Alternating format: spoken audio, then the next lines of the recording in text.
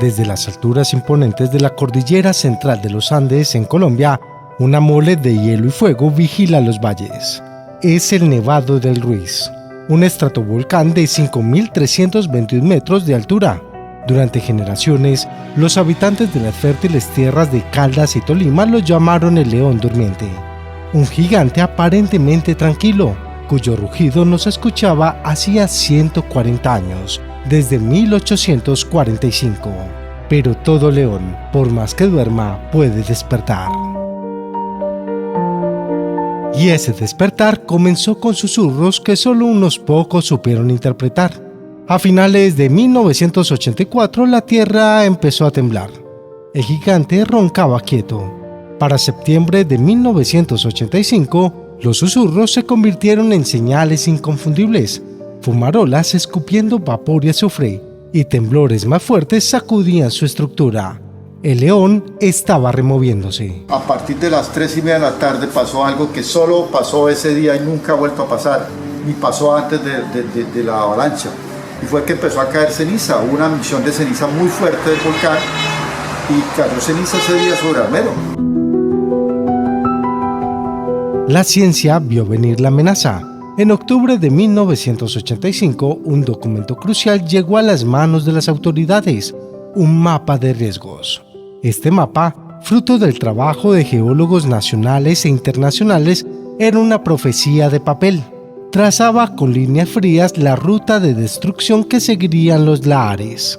Estos son flujos devastadores de lodo, tierra y escombros, y todo esto si hacía erupción el volcán. En ese mapa, la próspera población de Armero, un pueblo casi de 2.900 almas, estaba sentenciada. Había sido construida, irónicamente, sobre el mismo abanico aluvial que había sido arrasado por lahares en 1595 y 1845. Y hablando con el alcalde, se quejó de que ninguna entidad, ni departamental ni nacional, le habían puesto atención a la solicitud de lo que él vería que se venía para Armero. Y yo me despedí del alcalde y llorando me decía, nos vamos a ir, y nadie nos puso atención. Pero la profecía no sirve de nada si no llega a oídos de quienes están en peligro. El mapa fue mal distribuido, con errores de interpretación y sin una divulgación masiva clara. Mientras los científicos alertaban con datos precisos, en el pueblo la vida transcurría con una normalidad engañosa. Armero, el tercer pueblo más importante del Tolima, seguía siendo un emporio agrícola. La tierra fertilizada por el mismo volcán que los amenazaba producía una quinta parte del arroz de Colombia. La falsa seguridad era el pan de cada día. Entonces llegó el 13 de noviembre de 1985. Era un miércoles gris, cubierto por una tormenta. Esa tarde, alrededor de las 3 de la tarde, una columna de ceniza negra comenzó a elevarse desde el cráter Arenas. El corazón del león palpitaba con fuerza. Algunas autoridades recibieron alertas y se contactaron con los organismos de socorro, pero la orden de evacuación nunca se concretó. La tormenta feroz jugó en su contra. Las comunicaciones se cortaron y el estruendo de la lluvia pudo haber ahogado los primeros rugidos del volcán. La comunicación con Armero se logró gracias a la llamada que hizo el gerente de Telecom de ese pueblo. El funcionario no sabía que le quedaban pocos minutos de vida. Entre las 5 y las 7 de la tarde, la ceniza dejó de caer. Un silencio inquietable pero esperanzador cubrió la región. Desde las ventanas, los habitantes de Armero vieron cómo la amenaza parecía disiparse. Entonces las autoridades locales buscaron calmar los ánimos. Le dieron a sus conciudadanos la orden que se convertiría en su sentencia de muerte. Pero vuelvo y le digo, como la desinformación era tanta y hubo algunas personas notables del pueblo que le dieron, fue parte de tranquilidad a la gente, les dijeron que eso no era nada, que tranquilos, que eso es una cosa normal. Por ejemplo, a algunos les dieron que se pusieran simplemente un pañuelo, un trapo húmedo en la nariz y la boca, que se fueran para casa y que se encerraran, incluso para que no les entrara esa ceniza. Lo que ellos no sabían, lo que no podían ver a través de la lluvia y la oscuridad, era que en la cima del León el hielo milenario se estaba derritiendo. Los flujos piroclásticos habían fundido el glaciar. liberando un monstruo de lodo y escombros que ya bajaba por las quebradas a 60 km por hora. Una muralla mortal de hasta 40 metros de grosor se dirigía imparable hacia ellos. Armero, confiado y dormido, estaba a punto de enfrentarse al rugido final del león.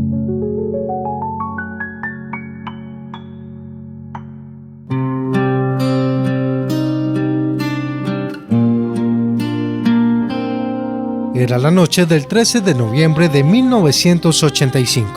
Sobre Armero caía una lluvia que no daba tregua, un diluvio que parecía lavar las cenizas que horas antes habían cubierto el pueblo. Las calles se convertían en ríos, los techos en tambores, pero nadie imaginaba que esta lluvia sería solo el preludio de algo infinitamente peor. A las 9:08 de la noche la tierra rugió. Un estremecimiento sordo recorrió el valle. En la cima del Nevado del Ruiz, a 5.321 metros de altura, el león durmiente acababa de despertar por completo. La erupción no fue colosal en tamaño, pero su efecto fue letal.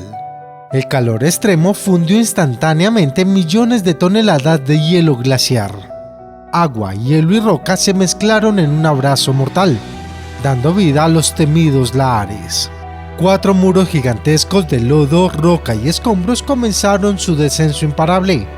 Avanzaban a 60 km por hora, con una fuerza capaz de arrancar árboles centenarios y arrastrar rocas de tamaño de casas. En su camino hacia Armero iban devorando todo a su paso. Porque lo primero que hace la avalancha es llevarse la hidroeléctrica de energía. La población queda oscura. A las 11:30 de la noche el monstruo llegó a Armero. Un torrente de lodo de 1 kilómetro de ancho impactó contra el pueblo dormido. Traqueaba y hacía y licuaba. Y eso era para ahí, eso bajaba. Todo lo que traía, todo. Casas, carros, ganado, todo lo que quedaba.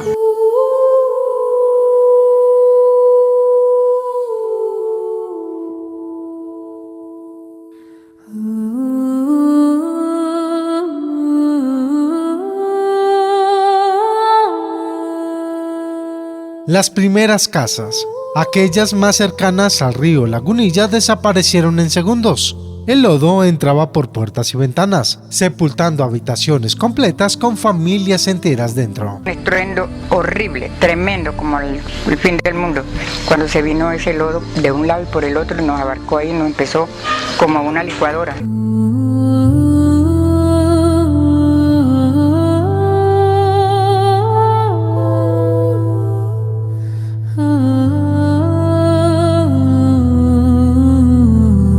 La iglesia, la escuela, el hospital, todos los símbolos de la comunidad fueron engullidos por la marea gris.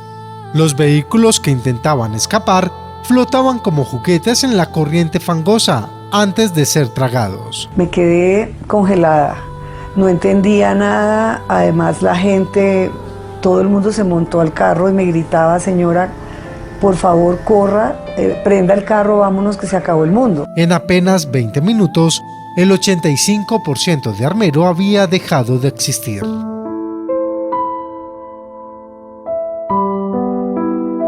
Cuando amaneció el 14 de noviembre, el sol reveló un paisaje de pesadilla. Radio Suceso Urgente por RCN, la radio de Colombia.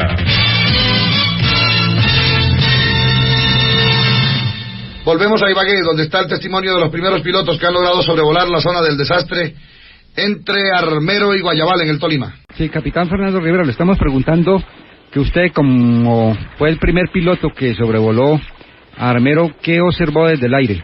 Armero está en un 95% destruido, que lo único que quedó fue un centenar de casas, de resto quedó todo arrasado, totalmente quedó Armero.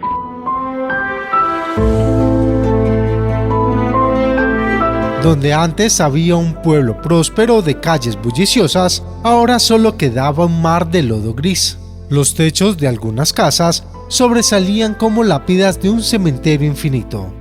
Más de 20.000 voces se habían apagado para siempre en esa noche de terror. El Transmóvil número 1 de RCN ha llegado a las calles de Armero, a las primeras calles de la población, y ahí hay un puente que está totalmente roto.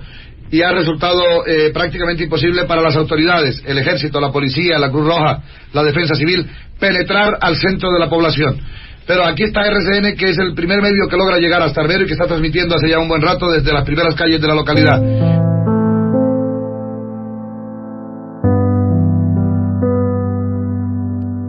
La tragedia de Armero se había consumado.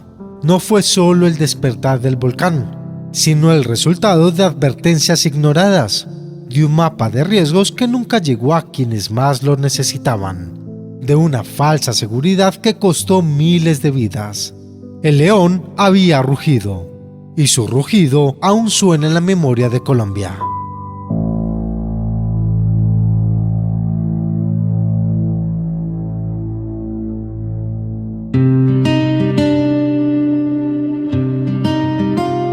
Entre el lodo gris y los escombros de lo que alguna vez fue Armero, una historia de valor y dolor emergió para convertirse en el símbolo eterno de la tragedia. Cuando salga, me tomen una con la cámara, que salga yo triunfante. Esta es la historia de Omaira Sánchez, una niña de 13 años que enfrentó la muerte con una dignidad que conmovió al mundo entero.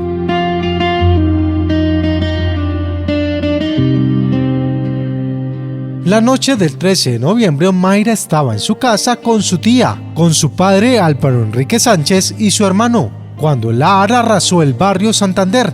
La violencia del lodo separó a la familia para siempre. Cuando pasó el coso ese, la inundación, mi papi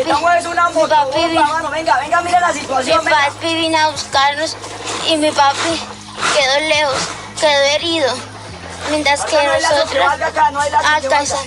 Ella cayó primero que yo caí encima de ella, casi, como yo soy tan gorda, casi la estripo.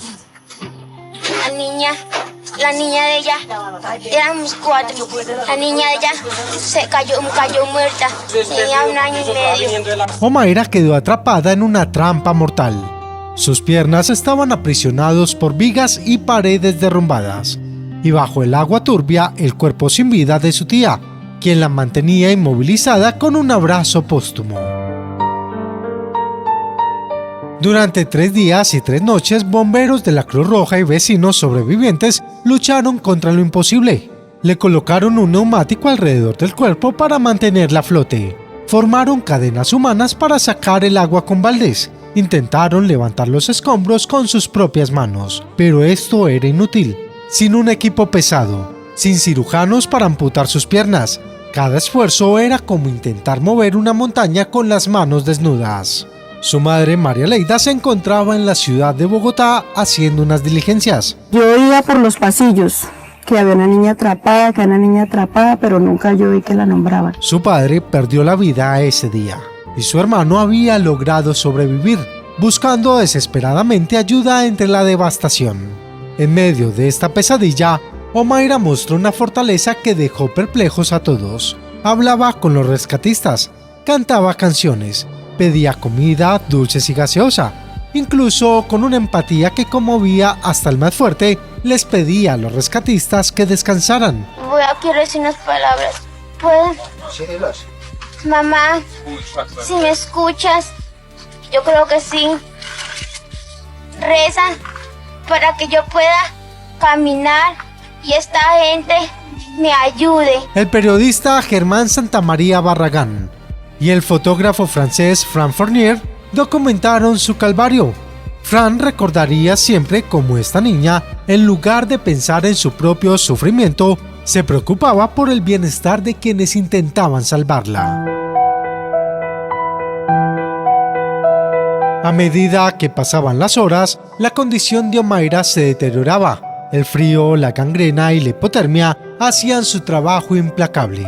Comenzó a delirar, hablando de la casa que le construiría su madre, de su examen de matemáticas y de sus compañeros de escuela. Mami, te quiere mucho, mi papi, mi hermano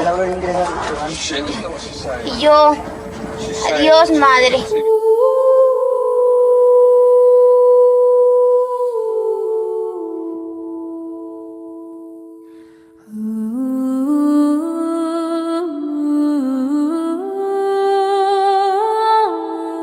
La mañana del 16 de noviembre a las 9:45, después de 60 horas de lucha titánica, Omaira Sánchez cerró sus ojos por última vez. Me dijo, es para mí muy doloroso tener que dar esa noticia, pero su hija falleció esta madrugada.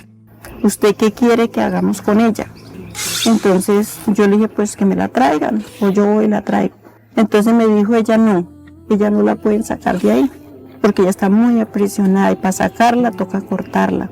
Entonces yo le dije, no, entonces me la dejan ahí. La fotografía que Frank tomó justo antes de su muerte mostraría al mundo entero la mirada serena de una niña que frente a la muerte pensó más en los demás que en sí misma. Esa imagen se convertiría en el símbolo eterno no solo de la tragedia de Armero, sino de la dignidad humana en medio del dolor. La historia de Omaira Sánchez nos interpela aún hoy. Nos habla de la fragilidad humana, de la importancia de la preparación ante las catástrofes y sobre todo de la increíble capacidad del espíritu humano para mantenerse digno incluso en las circunstancias más adversas.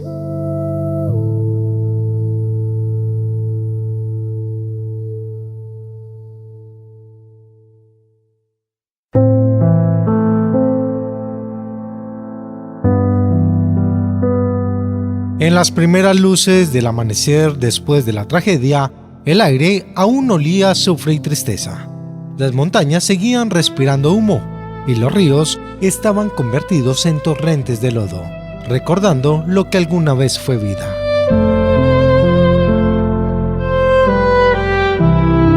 El 14 de noviembre de 1985 ya no era un día cualquiera. Era el inicio de una de las peores tragedias humanas en la historia de Colombia. Muchas de esas personas se hubiese podido evacuar en una forma que hubiesen podido ser atendidas en otras instalaciones adecuadas, pero la atención se prestó en tiendas de campaña, se atendía dentro del barro mismo. 23.000 almas, estas borradas en cuestión de minutos. El saldo final, como siempre, se mide en cifras. Que este es el primer documento oficial sobre la tragedia. RCN ha obtenido esta copia del censo elaborado por el Gobierno Nacional hace algunos minutos sobre la tragedia. Los totales son los siguientes: las de Armero y las de Chinchiná. En Armero, Tolima, viviendas destruidas, 4.033. Óigame bien que en Armero, según este mismo documento, había viviendas construidas antes de la tragedia, 4.918. Estimativo de desaparecidos y muertos en la población de Armero, 20.354.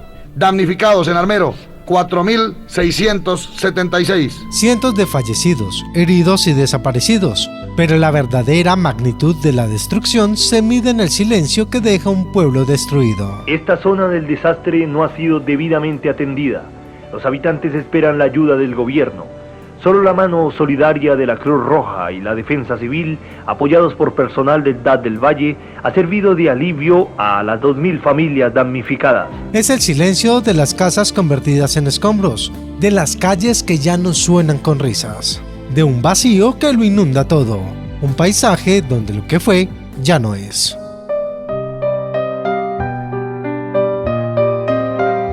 Mientras el país contaba las víctimas en el suelo entre el lodo y la desaparición, se libraba otra batalla, la del rescate, una operación marcada por la confusión y la carencia.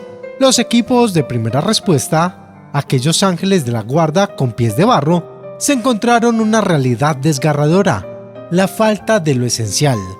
Bombas de agua, herramientas de corte, recursos básicos que brillaban por su ausencia. Los aviones con ayuda internacional se acumulaban en los aeropuertos, sin saber a dónde enviar sus cargamentos. Cada minuto contaba, pero la burocracia pesa más que la vida. Los rescatistas improvisaban con lo que podían. Las lágrimas eran su único combustible. En medio de la tragedia, Nidia Beatriz Rosso, una exfuncionaria del Instituto Colombiano de Bienestar Familiar, creó un registro informal para documentar los niños sobrevivientes. Se les preguntaba sus nombres y se les tomaba una fotografía con una cámara instantánea. Estos datos y las fotografías eran anexados en el llamado Libro Rojo de Armero. Durante el suceso, durante la tragedia, los rescataron y se desaparecieron. Pero con el paso de los meses surgieron dudas. denuncias y silencios. Y vi que los niños los estaban dando sin ningún preguntar de quién eran los papás, si esos eran los papás o venía gente de otro lado, y yo veía que daban hasta plata por esos niños. Niños adoptados en el exterior sin claridad. Niños que hoy, ya adultos, aún buscan saber quiénes fueron. Este libro fue símbolo de esperanza y también terminó siendo testigo del desorden y el olvido institucional. El primer día entregamos niños sin foto, que eso hoy sería el colmo, y por eso nos van a crucificar. El instituto hizo todo con mucho amor. Luego llegó la ayuda. Toneladas de alimentos, ropa, medicinas y dinero. Pero muchos se perdieron entre manos equivocadas. Se llegaron muchas carpas, se llegó mucha alimentación, algunas cocinas para poder cocinar para grandes cantidades de personas. En ese tiempo hubo mucha ayuda, pero como llegó se fue y no nos quedó mucho aquí, nos quedaron muy poquitos elementos. Se habló de desvíos, de contratos fantasma, de bodegas llenas de suministros vencidos. Mientras tanto, los sobrevivientes seguían viviendo bajo carpas, esperando lo prometido. Los recursos se malgastaron, ambulancias que no llegan, dinero que se esfuma, ropa y ayudas que nunca alcanzaron a las víctimas. La peor de las tragedias no siempre es la que envía la naturaleza, sino la que construye la indiferencia, la incompetencia y la voracidad humana. Es la que ocurre entre las grietas de un sistema que falla a quienes debería proteger.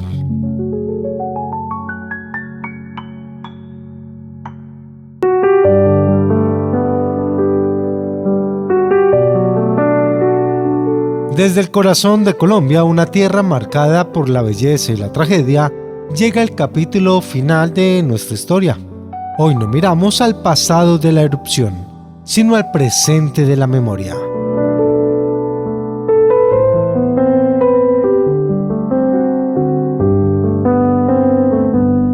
Donde antes se alzaban las casas, las escuelas y el bullicio de Armero, hoy solo queda un vasto y silencioso camposanto.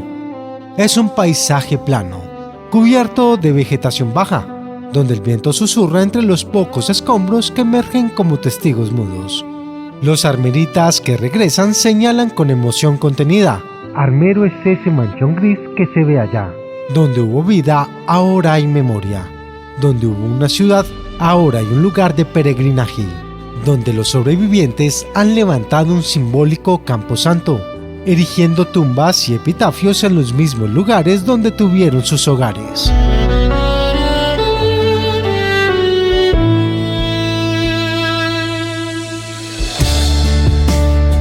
En medio de ese dolor, una visita marcó para siempre el alma de ese lugar. Juan Pablo II, que ya murió, él vino acá, se arrodilló así como está allá, lloró y oró por las víctimas, declarando Camposanto, porque aquí era imposible volver a ser un pueblo más. En 1986, el helicóptero del Papa Juan Pablo II descendió sobre la llanura desolada.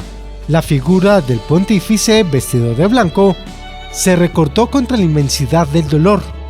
La multitud veía en el Papa un consuelo. Este cayó de rodillas sobre la tierra polvorienta que era tumba de muchos seres queridos de los habitantes de Armero. El Papa, profundamente conmovido, recorrió el lugar donde yacían los restos de más de 20.000 víctimas. La catástrofe que el volcán nevado del Ruiz provocó, sobre todo en Armero y Chinchiná, conmovió profundamente mi corazón. Fue un momento de catarsis colectiva, un abrazo espiritual a una herida que aún sangraba.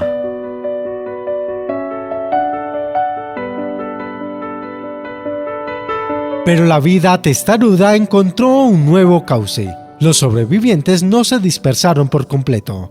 La vida municipal y la sede administrativa se reubicaron en la población de Guayabal. Hoy nosotros tenemos 14.000 habitantes, donde realmente no nos dejaron industrias, solamente a los damnificados de Armero les dieron casas, parcelas.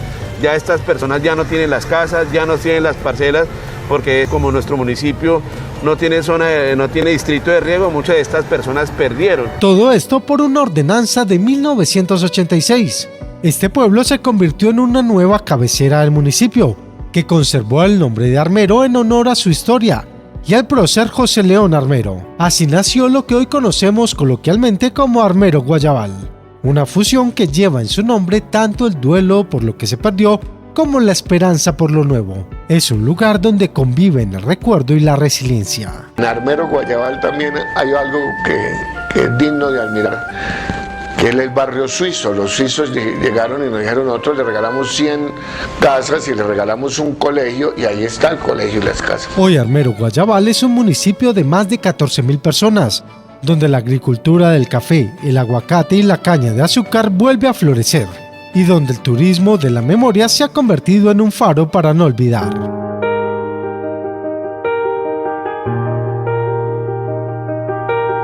Aún existen heridas que permanecen abiertas. La más profunda es la de los niños perdidos de Armero. Cientos de menores que tras la tragedia fueron dados en adopción, en muchos casos de manera irregular. Al cierre de esta emisión, solamente 4 de esos niños perdidos se han reencontrado con sus familias y han reconocido su historia.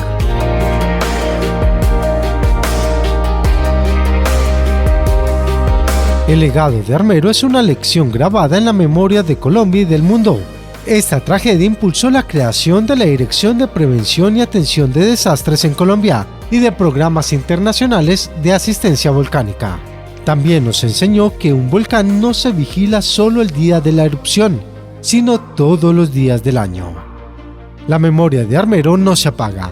Vive en el museo creado por los sobrevivientes El Chat, su centro de historia, y en el corazón de las personas que se niegan a que su pueblo sea solo una nota al pie de página de la historia.